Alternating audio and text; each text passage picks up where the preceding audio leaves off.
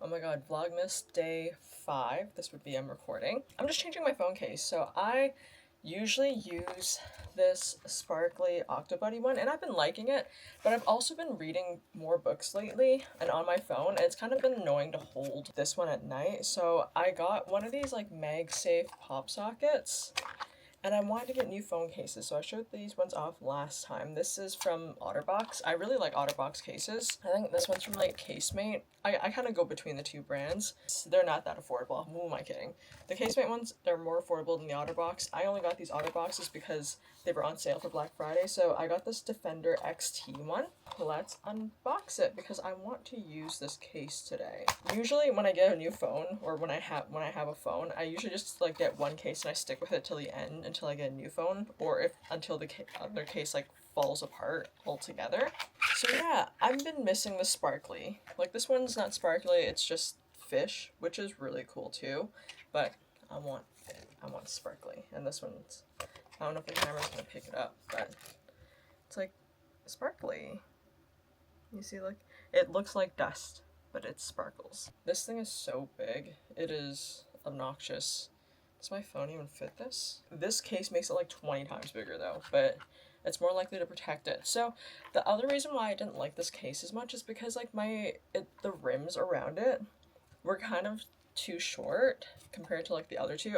It might be because I got that phone case like right when I got my phone, so it wasn't shaped to it when I first got it. This one's really pretty, but it does not protect my phone well at all because like the rims around it are just so small. So now we're just going to the heavy duty one. Wow, this is so much more protective than my other phone case. Let me show you what this thing came with. So this thing is so ridiculous that if you bought one of these cases, I think this is called Defender XT case, you get a belt clip. I showed this the other day, but now we get to see it in full application. Am I supposed to put in this? Oh, it clips in like that. This is how it looks like. That's so silly. I realize it clips into this little part right here. And I wanted to switch my pop socket thingy. Oh, I can. Okay, so this is the clear one. I got this Jack Skellington a while ago, but I wasn't using my pop socket then. Alright, so I swapped it, and this is how the other one looks like, so I just put the clear one on the black base that came with the Jack Skellington one. And then now all we do is we just snap it onto my iPhone.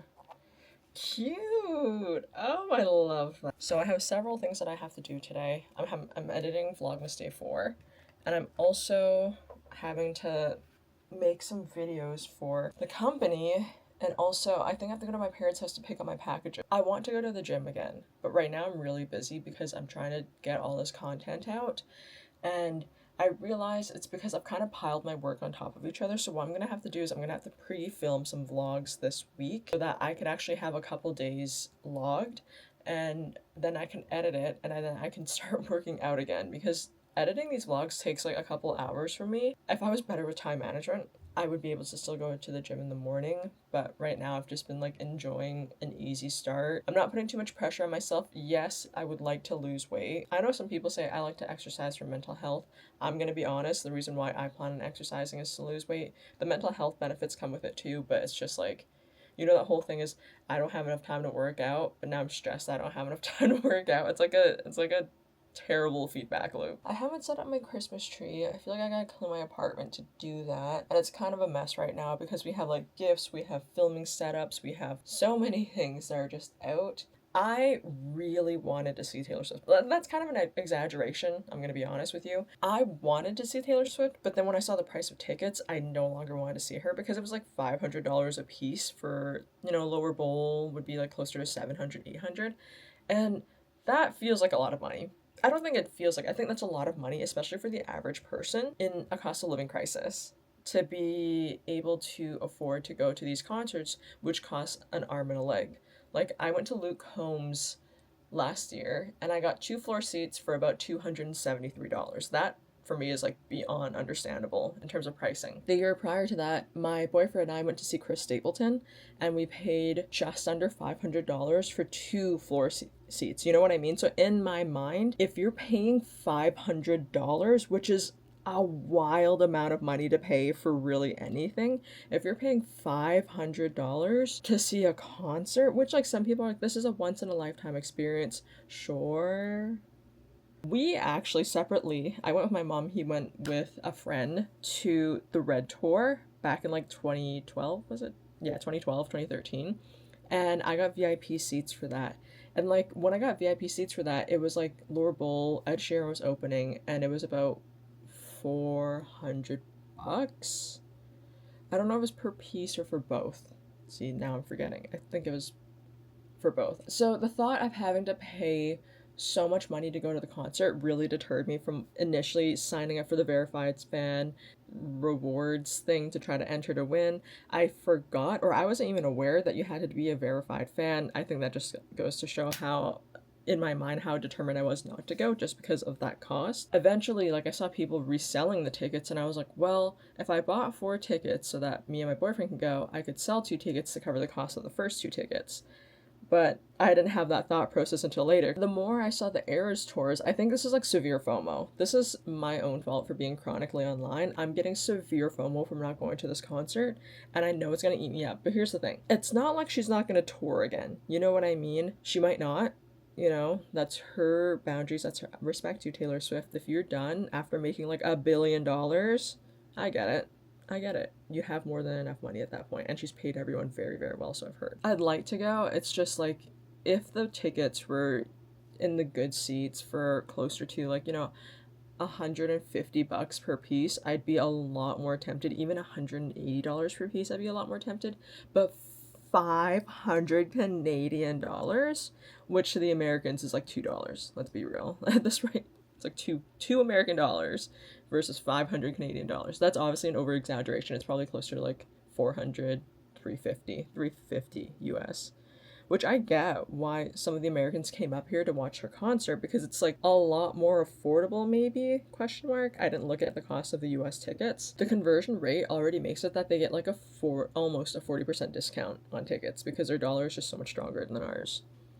That's aside from the point. I'm sorry, that's like my background in like finance and stuff coming out. Wish I could go see her. I entered one contest. I'm trying to mitigate my reaction. I would love to see her, but in reality, the odds of me being able to see her are so low. I could buy resale tickets, but again, that defeats the whole purpose of my rant of being like, oh, I don't want to pay $500 a piece, so why would I pay $2,000 per piece? You know what I mean? Back to doing work. I just wanted to like stop out of work to tell you about my phone case, I guess, and like my thoughts on the Eras tour. I think it's wonderful. I love pretty much all her albums. I think her newer ones I haven't listened to. Like, I don't think I like Reputation as much. Don't come at me if you like Reputation. That's personally not my favorite. Debut, always my favorite, because it came out when I just started high school, and my friend wrote like the lyrics to our song on my binder. On my binder in home ec, so like I love Debut just from the memes. I also love Red because I went with my mom, and I think, is it Enchanted? The purple one. I like the purple one too. But anyways, that's aside from all these points. I don't know why in my mind I wasn't aware that the Eras tour meant all her albums. I'm sure there's been in-depth explanation about this tour, I'm sure. I just wasn't paying attention to it at the time, and I feel like I would have really enjoyed going to the Eras tour because I love like multiple songs from all her albums. I don't think I've seen one album where I've liked all the songs, and I mean, like, that's like human. Most people don't like every song they've heard on an album, but you do like quite a few. So I wish I could have gone just to see her like do all the eras and kind of go down memory lane. My boyfriend did actually try to be a verified fan. He never got in. I didn't realize there was like a whole waitlist system for it, and that it was kind of like a lottery, which is wild to me because we checked yesterday because I saw that tickets were open. Yesterday was December 4th at around 7 o'clock. I saw people were talking about it, so I was like, oh, I want to get tickets. And I remember seeing the day before, unless you're a verified fan. The verified fan closed in June. In June, I was in Southeast Asia, you know? This was not a priority to me. So he tried it, he didn't get in, he just got waitlisted. So I was like, well, maybe this is a sign that we probably shouldn't spend several $1,000s around the holiday season when we have to give everyone else gifts, and we have quite a few things that we want to do next year. It is what it is. Am I sad? Yes. Am I ranting to the internet? Also true. But those are just kind of my thoughts right now.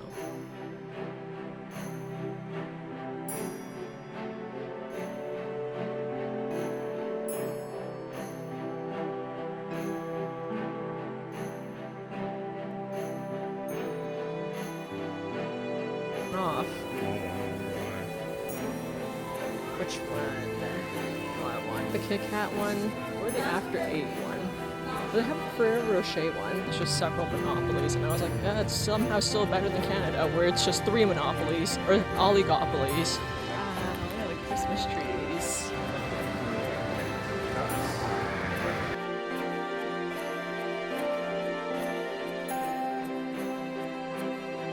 Alright, so I just got back home, and we finally found out class schedule for next year, and I wanted to go to the Natural Food Expo for work again, but I wasn't sure if we were able to just based on how his school schedule was going to go, and he told me that he's able to go. So now we're looking at flights to Anaheim/LA, and I just registered us for the show, and I'm so excited to go. Last year I kind of went to see things and figure out how to go about navigating it, but this year, or I guess next year, because I went in March earlier this year to the expo. It's called the Natural Food Expo, and it was so cool, and I learned so much from there. So this year I'm going in with more intention, or I guess next year, 2025, I'm going in with more intention because I'm more familiar with what it is. And what really surprised me last time I went there is a lot of founders and a lot of C-level people were at that conference, or expo if you will. They were showcasing their products, and I was learning so much from the different founders. And these aren't like founders from, say, this is not to dog on like farmers markets or anything like that. There's farmers markets attendance there, but these are founders from like big companies. Last year I met the founder of Poppy. Her name's Allison Ellsworth. She is easily one of the nicest people I've ever met, and she was so kind, and she took the time to talk to me, and I really look forward to seeing her this year, touching base with her again. And the other person who was there that I was genuinely surprised by was the founder of Kind. I think that's the name of the brand. It's like the nature bar company. And there was another founder for other health food snacks around here. So I was genuinely so surprised that there were so many important people there that you could meet and actually interact with. Because usually when you go to these types of expos or shows, it's usually like, you know, an intern or their lead of marketing, but when you actually see the people who are decision makers there, it is something else. So now I actually have a plan of attack to go in this year, or I guess 2025. Because last year, like I said, I kind of just went to see and learn. That was kind of our only thing. And we also got to go to Disneyland after, which was really exciting, but that's not the aim of today. So I just registered us, and I'm so incredibly excited. So we're probably going to be going to Anaheim in March, if everything goes right. And also, I'm waiting for flight tickets to go down, because they're pretty affordable now, but I think they might be a little bit cheaper, especially closer to Boxing Day. So we'll see how that goes. I'm just really excited now that things are coming together. At the very least, I'm excited for my first trip of the new year, you know? Even though it's like several months away, I am still very much looking forward to it. Then we're going to a wine night tomorrow. I'm so excited. We're going to a wine night. I don't like wine, first and foremost, so I'm probably not going to drink, but we're going for a paint night with my aunt and my other family members, and it's going to be so much fun. Here's my gripe. They released more Taylor Swift tickets tonight, okay? But the thing is, I could not buy any, even if I wanted to. Like, I could buy it on resale prices at StubHub/SeatGeek, but I could not buy any from Ticketmaster. And, like, I am so out of the loop. Like, I think I mentioned this in the previous, or earlier today, but they released more tickets today, and I still couldn't buy any, and it's still just the same people with the verified fan stuff that can buy it. So now I know multiple people who are going for multiple concerts, and that's just so disheartening, because there's people who were on the wait list. Like, I've been talking to some of my friends who've been on the wait list for the verified fan, and they didn't get in. And so there's people who can see the concert multiple times with multiple people, and there's other people who don't even have a chance to buy the tickets. And there's criticism to be made about both, like, oh yeah, I guess this lottery system worked out, but here's the thing. I feel like the lottery system, hot take, I feel like the lottery system should alternate people who were on the verified wait list, so that everyone has a chance to buy, and at least once type of deal, instead of the same people buying multiple tickets multiple times. Like, what the heck is that? That's all I have to say. Because, like, it's not fair that some people can go to the show multiple times through Ticketmaster. If you were to rebuy tickets on, like, the price hike, then that's fine. That's whatever. That's the free market. But this way, it's just, I don't think it's fair, especially for the girls who don't have a chance to go. But then there's people who are going multiple times. Like, girl, chill. Like, I get it. We get it. But let the others breathe. Let them stand up. Anyways, that's my little rant. It's been a long rant today because I've ranted about this twice now. So, yeah. Yeah. Okay. Oh yeah, and I went to Superstore today to try to get these Jillian Harris cups because they're so cute. And they said that there was 2 in stock at the specific location, so I went to that specific location for the cups. There were none. They said, oh, we didn't update the website, so RB. And I was like, that's fine. That's okay. I get that, you know? Sometimes things like that happen. It's not the end of the world. It's just what it is. Yeah, you can see my pimple patch there putting in work. The other one on my chin, too. So... yeah, I got my day's full tomorrow, so I have to be really good at my time management. I have to try to go to bed early, but I'm so bad at that because I've been reading this book. I love reading. It's... oh wow, look, she loves reading. No, I love reading. You don't understand. It's consumed my life in an unhealthy way, in that I cannot sleep because I'm too busy reading. And then I see the sun come up and I'm like, oh no. Oh no. So the book I've been reading, because I saw that these were kind of fun on the romance section on Libby. So I'm currently reading The Christmas Tree Farm. Cute.